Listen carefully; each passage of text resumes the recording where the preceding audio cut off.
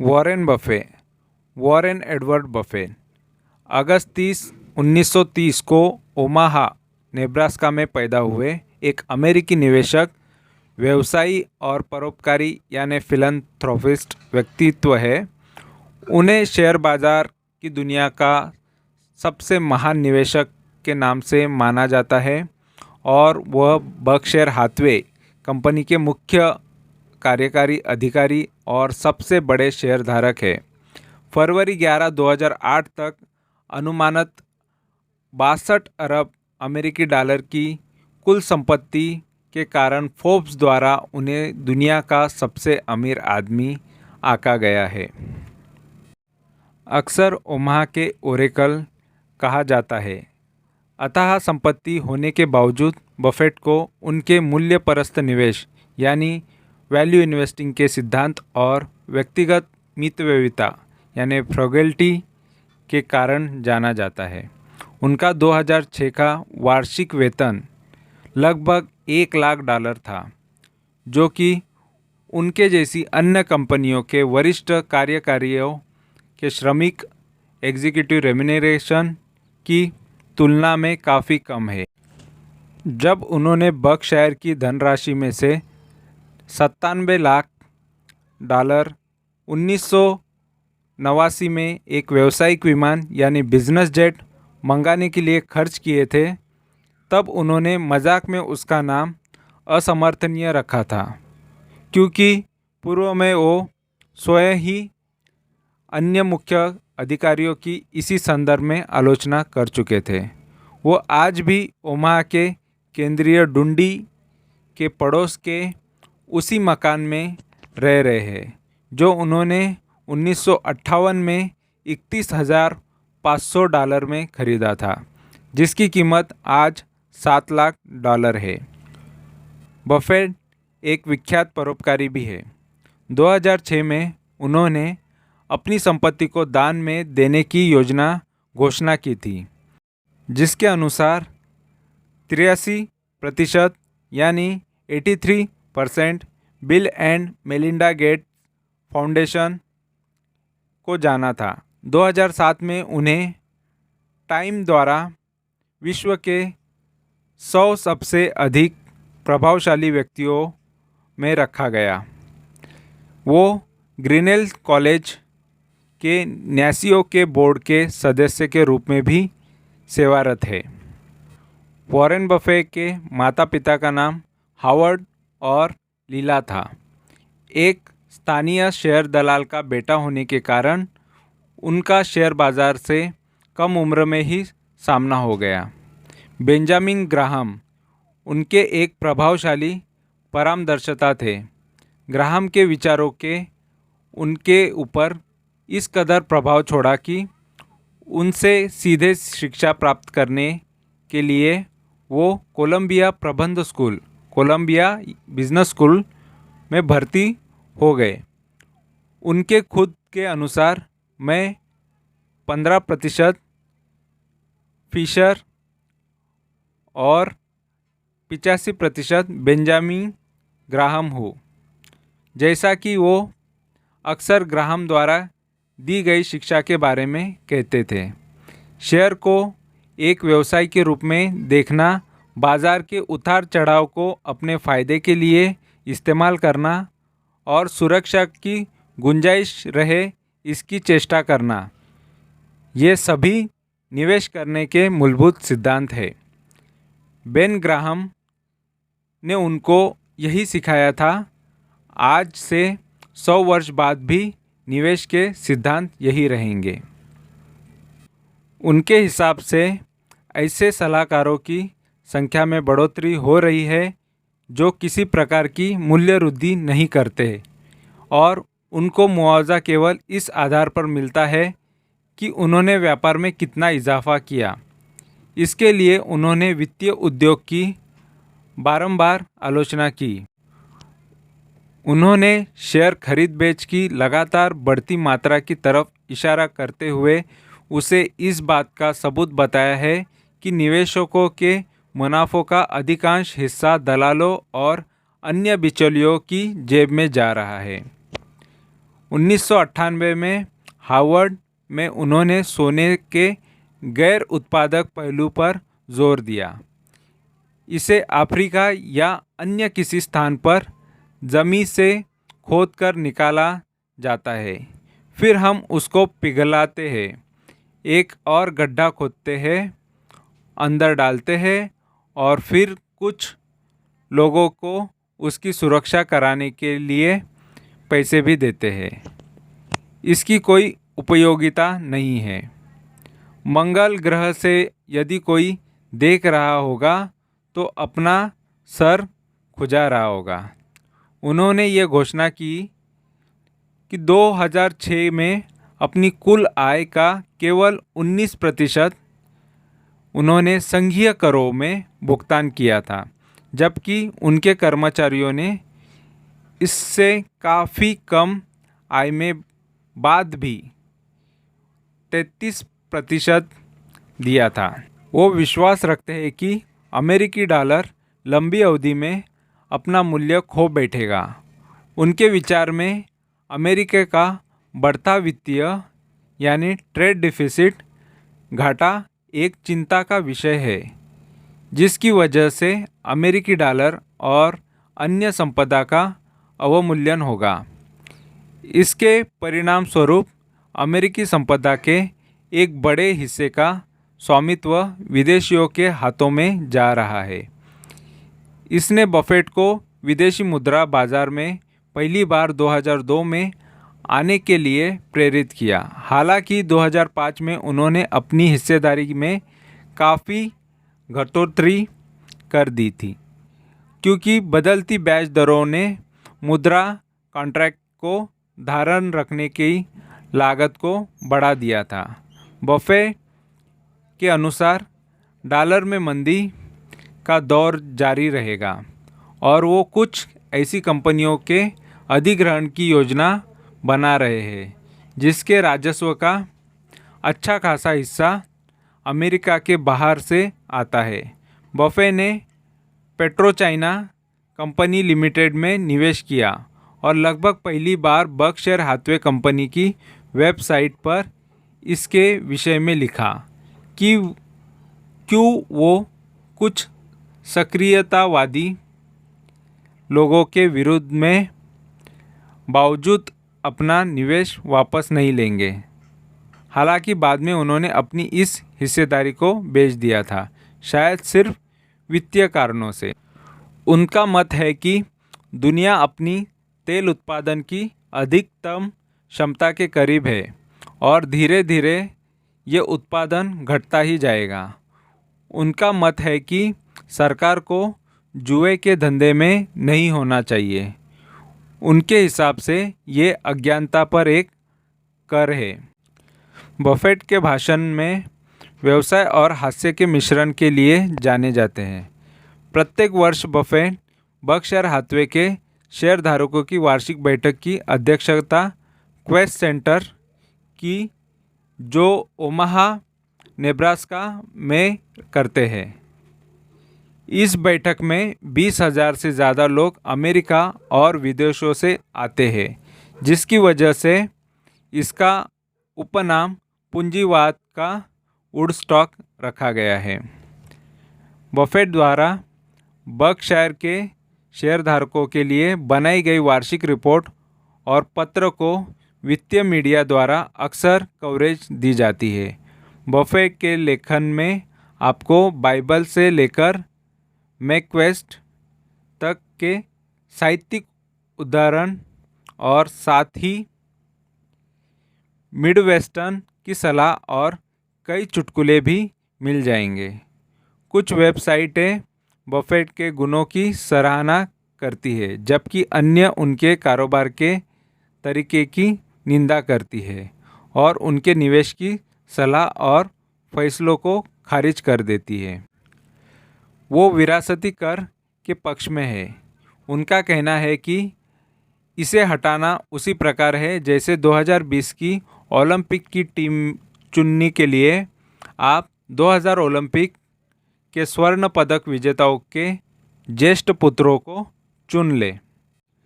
13 वर्ष की उम्र में बफेट ने अपना पहला आयकर विवरण दायर किया और अपनी साइकिल के $35 को एक वेव के रूप में घाटा दिया। 15 वर्ष की उम्र में उच्च विद्यालय के अंतिम वर्ष में बफेट और उनके एक साथी ने $25 में एक इस्तेमाल की हुई पिनबॉल मशीन खरीदी और उसे एक नाई की दुकान में रख दिया। मात्र कुछ महीनों में उनके पास 3 मशीनें भी भिन्न भिन्न जगहों पर हो गई। 20 वर्ष की उम्र में बफेट ने हार्वर्ड बिजनेस स्कूल में प्रवेश के लिए आवेदन किया, लेकिन ठुकरा दिया गया। बफेट ने कोलंबिया बिजनेस स्कूल में दाखिला लिया क्योंकि उन्हें पता था कि बेंजामिन ग्राहम और डेविड डोड, दो जाने माने प्रतिभूति विश्लेषक यानी सिक्योरिटीज एनालिस्ट, वही पढ़ते हैं।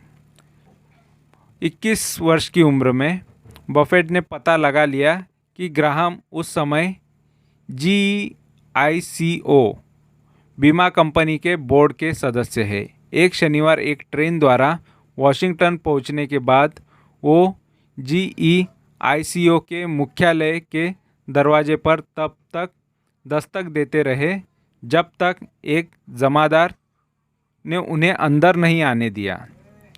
वहाँ उनकी मुलाकात लोरिमर डेविडसन उपाध्यक्ष से हुई, जिनका उनपे न सिर्फ गहरा प्रभाव पड़ने वाला बल्कि वो अच्छे दोस्त भी बनने वाले थे। उन्होंने 4 घंटों तक बीमा कारोबार के विषय में बात की।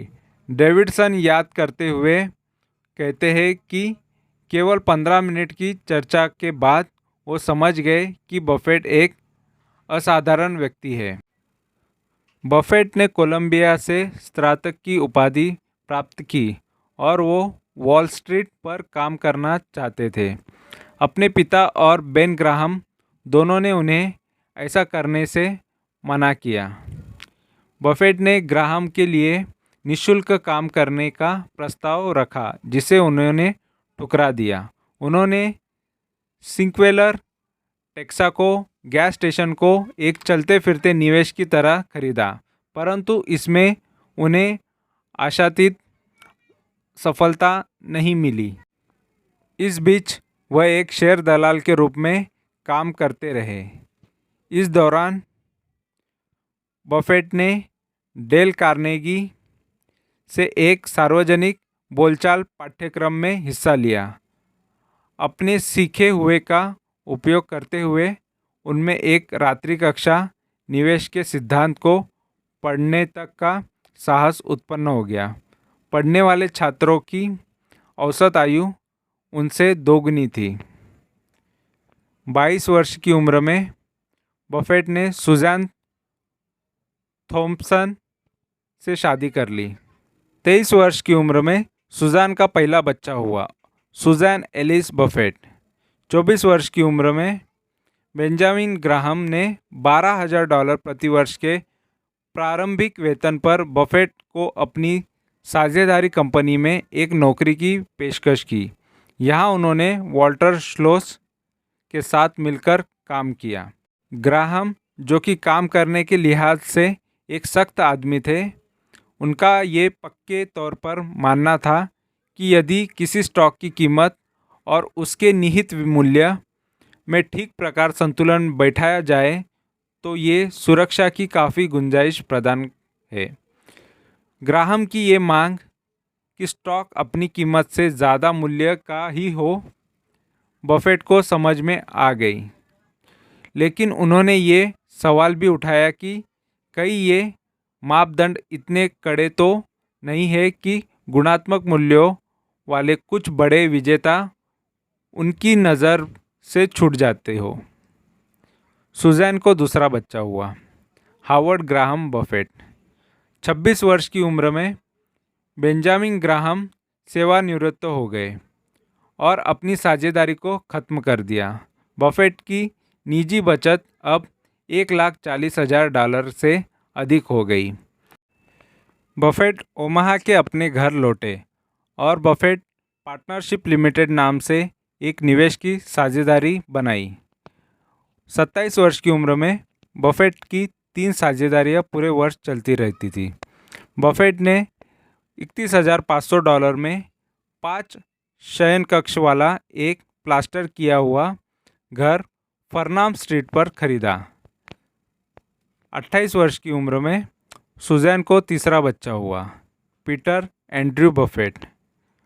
बफेट की 5 साझेदारियां पूरे वर्ष चल रही थी। 29 वर्ष की उम्र में बफेट की 6 साझेदारियां पूरे वर्ष चल रही थी। बफेट की चार्ली मुंगेर से मुलाकात हुई। बफेट की 7 साझेदारियां पूरे वर्ष चल रही थी। वो साझेदारियां थी बफेट एसोसिएट, बफेट फंड, दासी, एमडी, ग्लोनफ, मोबुफ और अंडरवुड। बफेट ने अपने एक साझेदार जो कि डॉक्टर थे उनको 10 और डॉक्टर को लाने को कहा जो कि उनकी साझेदारी में $10,000 का निवेश करने को इच्छुक हो। अंत में 11 डॉक्टर निवेश के लिए तैयार हो गए। 31 वर्ष की उम्र में बफेट ने खुलासा किया कि सैनबॉर्न मैप कंपनी में उनकी हिस्सेदारी के 35% से ज़्यादा असेट की भी भागीदारी थी। बफेट ने इसको 1958 इस प्रकार समझाया, सैनबॉर्न $45 प्रति शेयर पर बिक रही थी जबकि उसके निवेश का मूल्य था $65 प्रति शेयर। इसका अर्थ ये हुआ कि खरीदारी सैनबॉर्न की कीमत प्रति शेयर $20 कम आंक रहे थे और वो $1 के 70 सेंट से अधिक देने को तैयार नहीं थे, एक ऐसे निवेशक के लिए जिसमें नक्शों आदि का कारोबार करने वाली कंपनियां हो। बफेट ने खुलासा किया कि उन्हें सैनबॉर्न के बोर्ड में स्थान मिल गया। 32 वर्ष की उम्र में बफेट एक करोड़पति बन गए क्योंकि जनवरी 1962 में उनकी साझेदारियों में $71,78,500 से अधिक थे और उनमें से $10,25,000 बफेट के थे। बफेट ने सारी साझेदारियों को मिलाकर एक साझेदारी में बना दी। बफेट ने एक वस्त्र निर्माण करने वाली कंपनी की खोज की, बर्कशायर हाथवे। बफेट की साझेदारियों ने उसके शेयरों को $7.6 के भाव पर खरीदना शुरू किया। 35 वर्ष की उम्र में जब बफेट के साझेदारियों ने काफ़ी आक्रामकता के साथ बर्कशायर हाथवे शेयरों को खरीदना शुरू किया जबकि उन्हें $14.86 प्रति शेयर का भाव देना पड़ा, जबकि कंपनी की कार्यशील पूंजी यानी वर्तमान संपत्ति यानी करंट असेट में से देनदार को निकालकर का भाव $19 प्रति शेयर बैठता था और इसमें अभी अचल संपत्ति को शामिल नहीं किया गया था। बफेट ने बोर्ड की बैठक में बर्कशायर हाथवे का नियंत्रण अपने हाथ में ले लिया और एक कंपनी को चलाने के लिए एक नए अध्यक्ष की घोषणा की, केन चेस। 36 वर्ष की उम्र में नई पूंजी का निवेश साझेदारी में उन्होंने लेना बंद कर लिया। बफेट ने अपने पत्र में लिखा, जब तक ऐसा प्रतीत न हो कि परिस्थितियों में बदलाव हुआ है, कुछ स्थितियों के अंतर्गत अतिरिक्त पूंजी परिणामों में सुधार ला सकेगी या फिर नए साझेदार केवल पूंजी निवेश की बजाय कुछ मूल्य वृद्धि भी कर सके। मैं बीपीएल में किसी एक साझेदार को न लेने का इरादा कर चुका हूँ। एक अन्य पत्र में बफेट ने किसी निजी व्यवसाय में अपने प्रथम निवेश की घोषणा की, हॉचस्टिल कॉन एंड कंपनी, बाल्टीमोर का एक निजी स्वामित्व वाला डिपार्टमेंटल स्टोर। 37 के वर्ष की उम्र में बर्कशायर ने 10 सेंट की अपनी पहली और एकमात्र लाभांश का भुगतान किया। 39 वर्ष की उम्र में अपने सफलतम वर्ष को पश्चात बफेट ने साझेदारी खत्म कर संपत्ति अपने साझेदारों को हस्तांतरित कर दी।